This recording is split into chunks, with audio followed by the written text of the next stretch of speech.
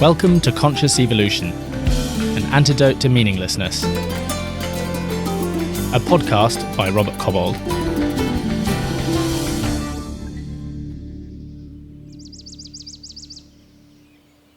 In Samuel Johnson's one and only novel, Rasselas, a young prince of Abyssinia lives along with the other sons and daughters of royalty in the Happy Valley, awaiting that moment when he should be called to the throne. The Happy Valley is described as a kind of paradise on earth. Here the sons and daughters of Abyssinia lived only to know the soft vicissitudes of pleasure and repose, attended by all that were skilful to delight, and gratified with whatever the senses can enjoy. Their appetites were excited by frequent enumerations of different enjoyments, and revelry and merriment were the business of every hour, from the dawn of morning to the close of evening. The delights and distractions of the Happy Valley were so intoxicating that none of the princes or princesses ever thought of leaving, which, of course, was exactly the intention. Of the world outside, they were told of nothing but misery and suffering, and they considered themselves extremely lucky to have been spared such a fate. Thus they rose in the morning and lay down at night, pleased with each other and with themselves. All but Rasselas, who, in the 26th year of his age, began to withdraw himself from the pastimes and assemblies, and to delight in solitary walks and silent meditation. Observing this change in his behaviour, the courtiers and servants attempt to inveigle him in revelry and distraction. But Rasselas resists their invitations, and instead goes for long walks by the river, where he observes the fish in the stream, the birds in the trees, and the goats browsing among the rocks. And he thinks to himself, what makes the difference between man and all the rest of the animal creation?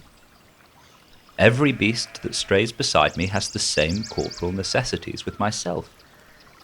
He is hungry and crops the grass, he is thirsty and drinks the stream, his thirst and hunger are appeased, he is satisfied and sleeps, he rises again and is hungry, he is again fed and is at rest.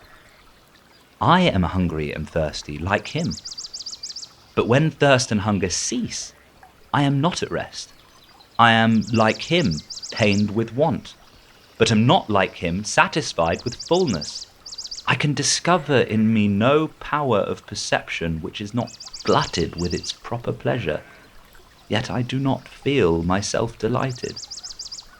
Man surely has some latent sense for which this place affords no gratification, or he has some desire distinct from sense, which must be satisfied before he can be happy. To try and discover what this might be, Rasselas leaves the Happy Valley along with his mentor Imlac. To judge with mine own eyes of the various conditions of men, and then to make deliberately my choice of life. Rasselas's choice of life is something of a luxury. As Imlac points out, very few people live by choice. Most people are too busy answering the question, how can I stay alive, to have any time to think about the question, how should I live? But as human history has unfolded, as billions of people have been raised out of poverty, and particularly in the Western world living standards have improved, more and more people have found themselves confronted by Rasselas's question. Given a degree of choice in the matter, how should one live in order to be happy? I think it's about time we had an answer. In this podcast, we're going to approach some of the deepest questions that a person can ask themselves, and we're going to venture answers which are as original as they are surprising. We're going to hear from Russian anarchists and Sufi mystics, towering intellects and maverick scientists, weaving a story that starts with the emergence of life on Earth and reaches out far into the future to a hopeful vision of where humanity might go. But before we take one step further, I want to introduce you to one of the most inspirational voices of the 20th century, without whom no story about how to find happiness in life would be complete. We're going to meet Viktor Frankl, the internationally famous psychiatrist, writer, and lecturer. He deals with the most common ailment of our time, meaninglessness. Certainly nobody of us is spared suffering at one time or another. But everybody in the midst of suffering He's given a chance to bear testimony of the human potential at its best, which is to turn a personal tragedy into a human triumph. Dr. Frankel, what is meant by logotherapy? Therapy means healing, and logos means meaning. Thus, logotherapy is really healing through meaning, although this, of course, is an oversimplification. Viktor Frankl was born in Vienna in 1905. He studied as a neurologist and a psychiatrist, and in his student days even had contact with Sigmund Freud. After graduating, he began treating suicidal patients at the psychiatric hospital. His career looked promising. But all of that came to an end after the Nazi occupation of Austria in 1938. As a Jew, Frankl was barred from treating Aryan patients, and quickly relocated to the last remaining hospital in Vienna in which Jews were allowed to be treated. Far worse was to come. Frankl and his newlywed wife Tilly Grossner were taken to the Jewish ghetto in Czechoslovakia, and from there to Auschwitz, along with his mother and brother. In his extraordinary book Man's Search for Meaning, Frankl describes in harrowing detail the tortures and torments of life in a concentration camp. But there was one scene in particular which struck me to the core. He writes, "I shall never forget how I was roused one night by the groans of a fellow prisoner who threw himself about in his sleep, obviously having a horrible nightmare. Since I had always been especially sorry for people who suffered from fearful dreams and deliria, I wanted to wake the poor man.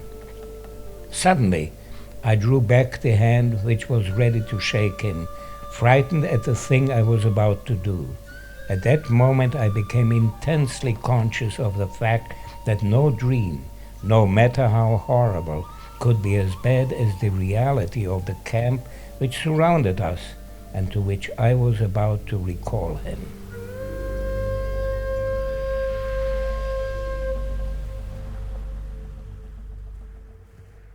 Despite the terrible suffering and mindless cruelty which Frankl describes, the most moving parts of his book are not dark and depressing, but poignant tributes to the human spirit.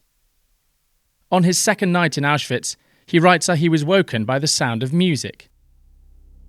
"I shall never forget how I awoke from the deep sleep of exhaustion on my second night in Auschwitz, roused by music. The senior warden of the hut had some kind of a celebration in his room, which was near the entrance of the hut. Tipsy voices bawled some hackneyed tunes. Suddenly there was a silence, and into the night a violin sang a desperately sad tango, an unusual tune not spoiled by frequent playing. The violin wept, and a part of me wept with it, for on that same day someone had a 24th birthday. That somebody lay in another part of the Auschwitz camp, possibly only a few hundred or 1,000 yards away, and yet completely out of reach. That someone was my wife." What Frankl could never have known as he lay awake that night was that he would never see his wife again.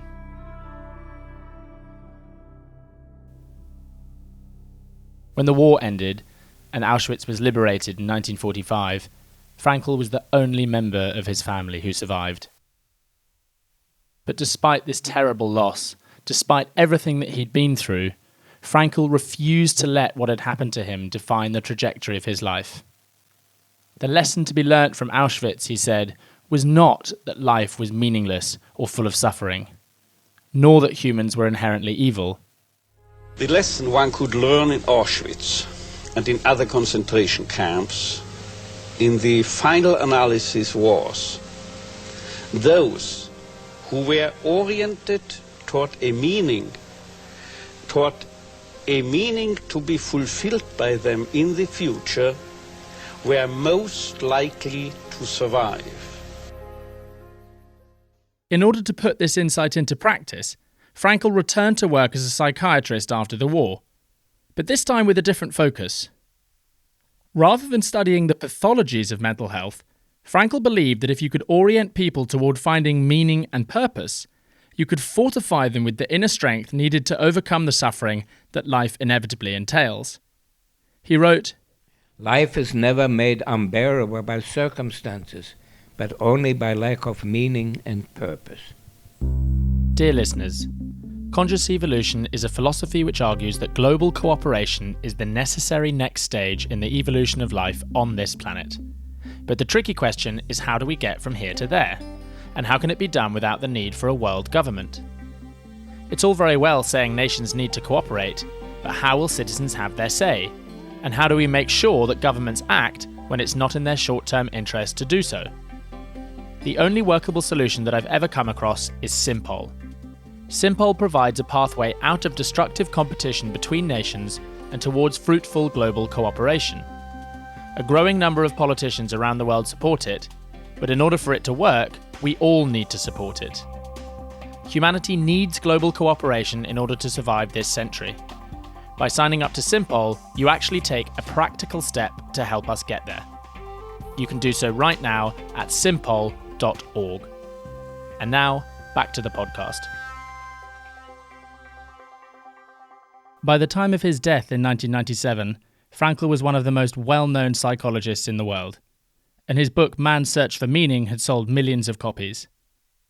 Fast forward 2 decades, and his message has never been more urgent. In the UK, nearly 1 in 4 adults suffer a mental health problem in a given year. In the US, suicide is now the second most common cause of death in men under 40. Here's author and journalist Emily Esfahani-Smith. The suicide rate has been rising around the world, and it recently reached a 30-year high in America. Even though life is getting objectively better by nearly every conceivable standard, more people feel hopeless, depressed, and alone. There's an emptiness gnawing away at people, and you don't have to be clinically depressed to feel it. Sooner or later, I think we all wonder, is this all there is? And according to the research, what predicts this despair is not a lack of happiness. It's a lack of something else. A lack of having meaning in life. Emily Esfahani-Smith argues that paradoxically, it's our obsession with pursuing happiness that is leading us to be unhappy. As Viktor Frankl himself wrote, it is the very pursuit of happiness that thwarts happiness. And that rather than pursuing happiness, Esfahani-Smith argues that we should be trying to pursue meaning. Here's psychologist Roy Baumeister speaking with Scott Barry Kaufman on the Psychology podcast. Conventional wisdom, which is probably right on this, is that living a purely hedonistic life doesn't satisfy you in the long run, which Viktor Frankl's point that we need something more. We need meaning too. There are also some studies suggesting that you pursue happiness for its own sake. And the pursuit of happiness, of course, is one of the founding American ideals. And pursuing happiness for your own sake doesn't really work. But if you try to cultivate a meaningful life, that can work, and that will make you then happy too. So fits what I said, meaning is more of a prerequisite for happiness, not so much the other way around. Being happy and having meaningful life are not the same thing, but there's certainly some overlap. You can have a meaningful life without being very happy, but I'm not sure about the reverse, that you can be really happy if you find your life meaningless. That I'd rather doubt. We're going to return back to this idea as we delve more deeply into Baumeister's research. For now, it's enough to conclude that when we pursue what we find meaningful in life, happiness tends to follow as a byproduct. And that's not the only benefit. Our culture is obsessed with happiness, but I came to see that seeking meaning is the more fulfilling path. And the studies showed that people who have meaning in life, they're more resilient, they do better in school and at work, and they even live longer. So this all made me wonder, how can we each live more meaningfully?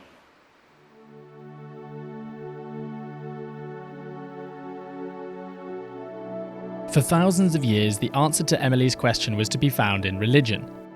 But after the historical Enlightenment and the Age of Reason, many people began to realize that in their more primitive forms, the great mythic religions don't stand up to rational scrutiny. And in its place, we have a science which, for all its explanatory power in telling us how the world works, has almost nothing to say about how we should live in it. And so today, many people find themselves without a story that can point to their place and purpose in the universe, and yet can withstand the test of rational scrutiny. If Viktor Frankl was right, then it is this which is the underlying cause of the mental health crisis. The mental health crisis is not just a medical crisis. This is a crisis of meaning. Of course, all of us are different, and so all of us are going to find meaning and purpose in different things. But what if I told you that there was something which ties all of these different purposes together, that explains why they are meaningful, and which could unite all of humanity in a great common enterprise? Welcome to the dawn of conscious evolution.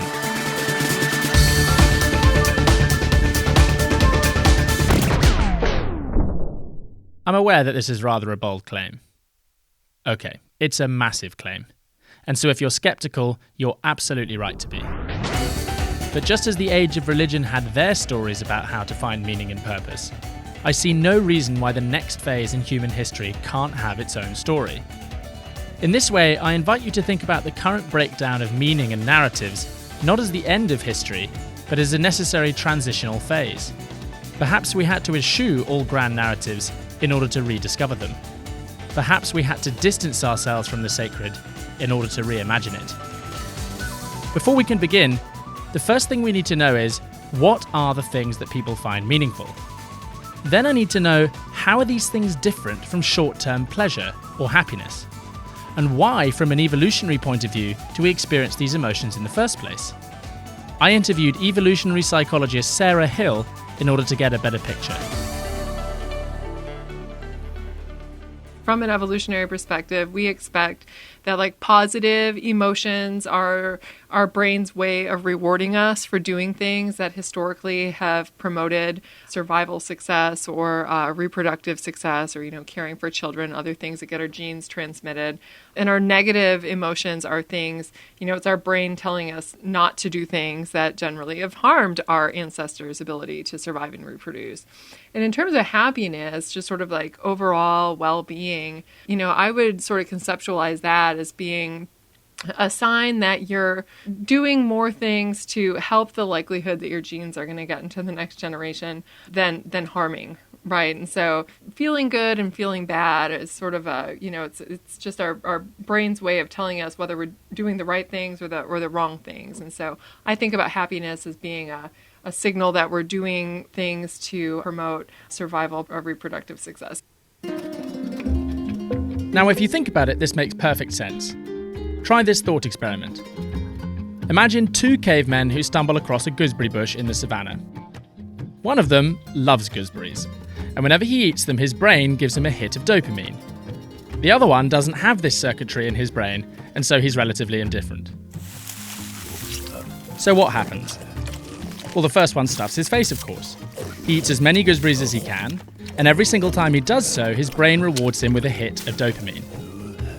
And the second, who doesn't have this brain circuitry, well, he has one or two, and he gets bored. So the important question is this: which caveman do you think is most likely to survive?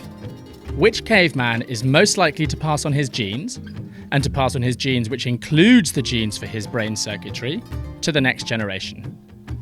It's the first one, of course. And so after many generations, what we find is that the entire species has inherited the brain circuitry which rewards us for eating sugar. One of the first people to put this idea into words was a man named George Romanes.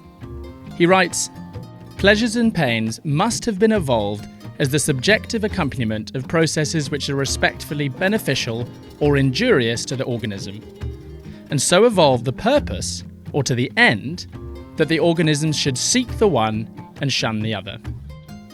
This is evolutionary psychology in a nutshell. And yet, in our radically altered modern context, where processed sugar is readily available, our love of all things sweet is getting us into trouble.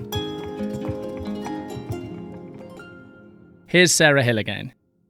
I think what's happened is, our brain, our nervous system has been designed to optimize survival and reproduction in an environment that is very different than the one that we live in currently. And just to give you a, really simple example of this, our brain is designed to want to do things that stimulate our opioid receptors, right? Like things like dopamine release and that stuff that, like giving hugs to your children and falling in love and having an orgasm and having sex. These are the things that tend to, lead to dopamine release and activate these types of receptors in our brain. And then we want to go and do those things, right? And historically, doing things that would stimulate these receptors would lead us to do all sorts of amazing things that would get our genes transmitted from one generation to the next. But now, we have things like heroin and we have things like pills that can stimulate these receptors. And then we're chasing that instead of actually chasing the things that historically have promoted survival and reproductive success. And we can talk about this in like sort of a smaller scale, even with things like playing video games, feeling rewarding because it feels like we're conquering the world, or eating junk food feels like, our brain is rewarding us as if we're doing this really positive thing, because historically these types of cues, would have been rewarding behaviors that would have promoted survival and reproductive success. It's just that our environment's changed in a way where it's no longer a reliable guide. Right, and so as a result of that, and I mean, it sounds almost obvious to say so, but if we go around eating chocolate and playing video games and taking heroin, we're not going to be too happy, are we? Yeah, no, exactly. We're not going to be happy. And it's because something being rewarding, that used to be a reliable guide to doing the types of things that make our lives feel meaningful, and that actually ultimately lead us to feel happy. But it's just no longer the case. We can't use that as a reliable guide. And our environment now is set up in such a way that we can do a lot of things that feel really good in the short term, but then in the long term, they lead us down a dead end. And yet there are plenty of actions which don't lead us down a dead end, which continue to give us meaning and purpose, like having children. So do you think it might be worth making a distinction between things which give us pleasure or make us happy in the short term and things which give us meaning and purpose in the long term? Right. Yeah. No, I think that is a useful distinction. And to be honest with you, I hadn't really ever thought about it too deeply until just right this moment. Did you hear that? She said she'd never really thought about the distinction between short-term happiness and longer-term meaning. It seems that all too frequently, the field of evolutionary psychology takes pleasure, happiness, meaning, and purpose and lumps them all together as positive emotions. But when it comes to explaining the difference between them, explaining why from an evolutionary point of view we find certain things meaningful and why others merely give us short-term hits of pleasure, it doesn't seem to have much to say. We've struck the central inquiry of this podcast. If short-term hits of pleasure can be explained in evolutionary terms as activities which used to improve our survival and reproductive success, but which no longer do, I want to try and explore all those things which give our lives meaning and purpose, to characterize them as best I can, and to try and discover if they can tell us anything about evolution as a whole. In other words, I'm trying to discover the meaning of life. Luckily for me, I don't have to start from scratch. There's a whole field known as positive psychology, which tasks itself with researching questions like meaning and happiness. We've already heard from one of them, Roy Baumeister, and here's another, Martin Seligman, considered by many to be the founder of positive psychology. Here he talks about 3 different strategies for achieving the good life. First path, positive emotion. The second path is eudaimonia and flow. And the third path is meaning. This is the most venerable of all the happinesses traditionally. And meaning in this view is very parallel to eudaimonia. It consists of knowing what your highest strengths are and using them to belong to and in the service of something larger than you are. You heard Seligman mention 3 different paths. The first he calls positive emotion. And this is basically hedonism, seeking pleasure for pleasure's sake. And as we've already heard from Roy Baumeister, this doesn't actually work. And in fact, Seligman comes to the same conclusion. The second path he mentions is eudaimonian flow. And this is just a fancy term for that feeling that you get when you're totally lost and absorbed in doing something that you love. You don't even sense time passing. We'll return to that idea later, because as Seligman says, it's very parallel to the path of meaning. But it's that third path which I'm most interested in. Here again, Seligman and Baumeister are in agreement. His definition of a meaningful life as one which serves something larger than itself fits closely with that of Roy Baumeister, who in one of the largest studies of its kind found that meaningfulness comes from contributing to other people, whereas happiness comes from what they contribute to you. Happy people tend to be takers, whereas people who find their lives meaningful tend to be givers. And this runs counter to the conventional wisdom. It's widely assumed that helping other people makes you happy. But what Baumeister discovered is that this effect depends almost entirely on the overlap between meaning and happiness. That is to say, helping others in and of itself doesn't make people happy, but it does lead to a more meaningful life. And it is this, in turn, which tends to predict happiness over the long term. To tease the two apart, Baumeister uses the example of caring for children or looking after the sick and elderly. In the short term, whilst you're actually doing these things, you're not necessarily going to be happy. Looking after the sick and elderly inevitably involves a certain degree of pain and suffering and loss. And caring for children, while it can be fun, can also be annoying, stressful, and as any parent will tell you, involves setting aside what you'd really like to do. Nonetheless, looking after the sick and elderly and having children are so meaningful that over the long term, that sense that you're leading a meaningful life can itself lead to happiness and contentment. To quote another of Baumeister's studies, happiness is about giving the self what it wants, while meaning is all about transcending the self. And this leads us nicely onto our second ingredient for a meaningful life, and that is transcendence. Transcendent states are those rare moments when you're lifted above the hustle and bustle of daily life, your sense of self fades away, and you feel connected to a higher reality. For one person I talked to, transcendence came from seeing art. For another person, it was at church. For me, I'm a writer, and it happens through writing.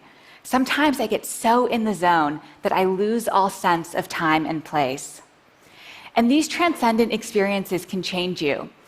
One study had students look up at 200 feet tall eucalyptus trees for 1 minute. But afterwards, they felt less self-centered, and they even behaved more generously when given the chance to help someone. Emily Esfahani-Smith found that for those people who've experienced moments of transcendence, and in fact this turns out to be a majority of people, they consider those moments to be amongst the most meaningful of their lives. So there's something incredibly powerful going on here. These are heightened states of consciousness, when the illusion that we are a separate I, a separate self isolated in a bag of skin, falls away, and is instead replaced by the felt reality that there is no line between self and world, between subject and object. And this feeling is so self-evident, so concrete that it feels as if we've just woken from a dream. For those people who've had such an experience, I don't need to explain it. But for those of you who are a little more skeptical, here's Daniel Schmachtenberger with a more hard-nosed explanation of the scientific fact of the interconnectedness of all things. What the fuck am I without all the plants that make all the oxygen? I don't exist. I can't breathe. My mother wouldn't have been able to breathe. I wouldn't have been born, right? Without plants, I am not even a concept. So how am I a separate self if I require the plants? But the plants require the pollinators and the mycorrhizae in the soil and on and on.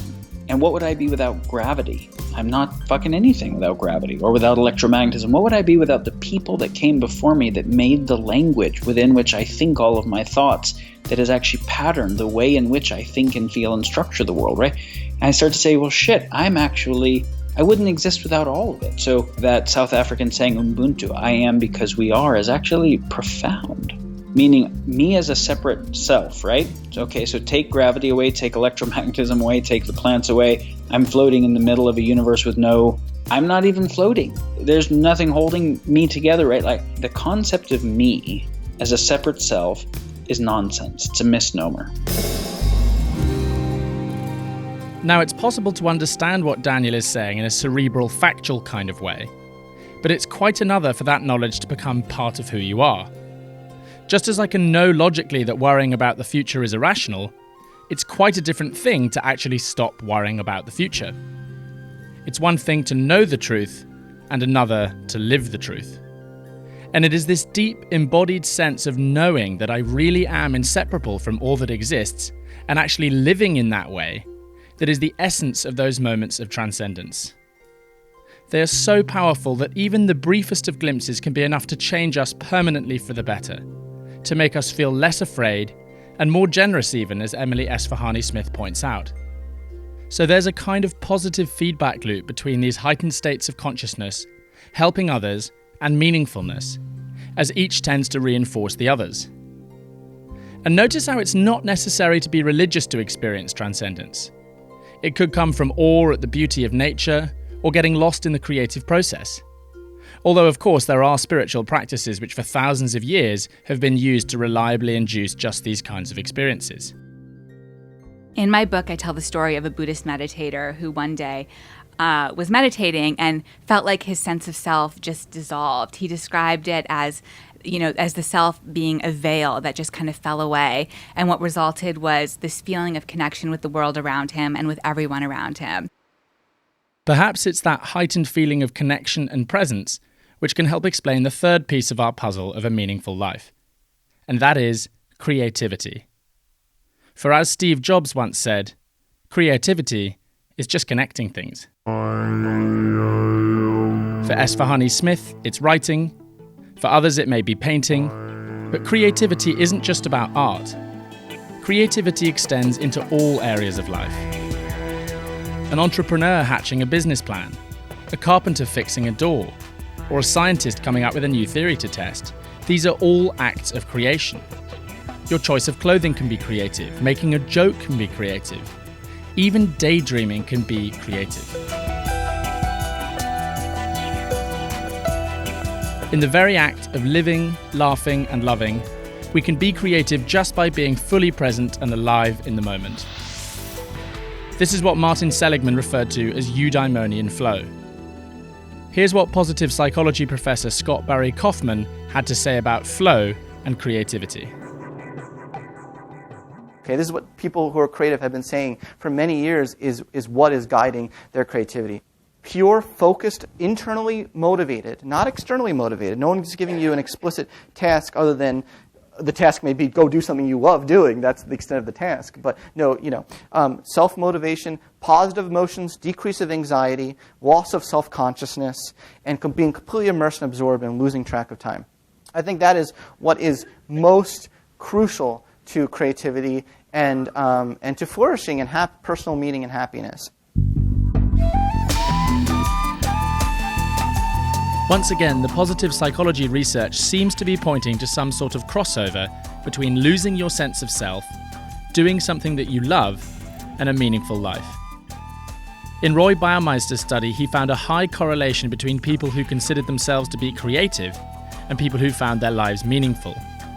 If happiness is about getting what you want, he wrote, it appears that meaningfulness is about doing things that express yourself.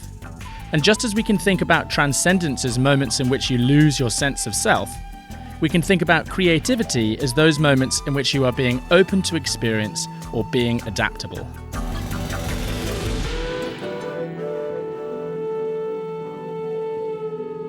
But here's the thing. When I look at the literature openness to experience, I did see that openness to experience was the one consistently most associated with creativity across every domain of the arts and sciences. They're very adaptable, so they're able to mix and match lots of different seemingly incompatible traits and behaviors and characteristics that you don't often tend to see in a single person. Most people are either introverted or extroverted or tend to be more intuitive or more rational thinkers or tend to be very good at mindfulness or tend to be the daydreamers.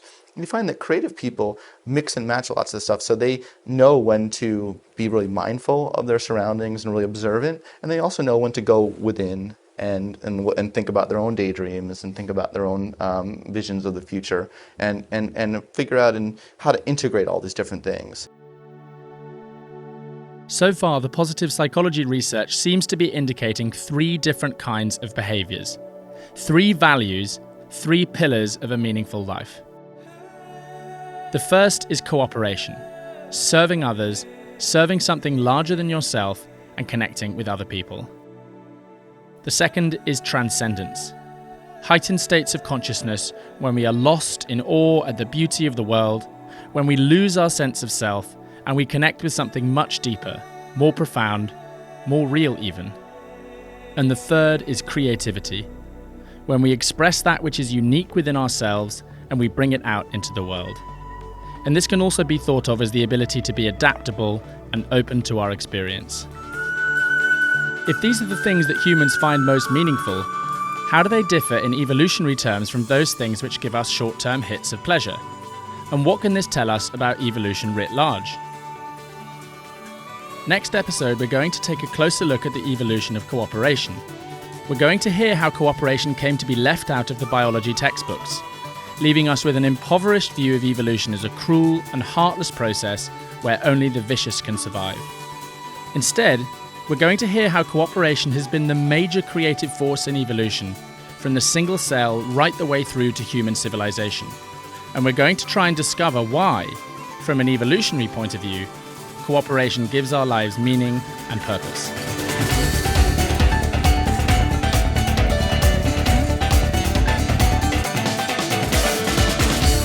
Conscious Evolution is a podcast by Robert Cobbold.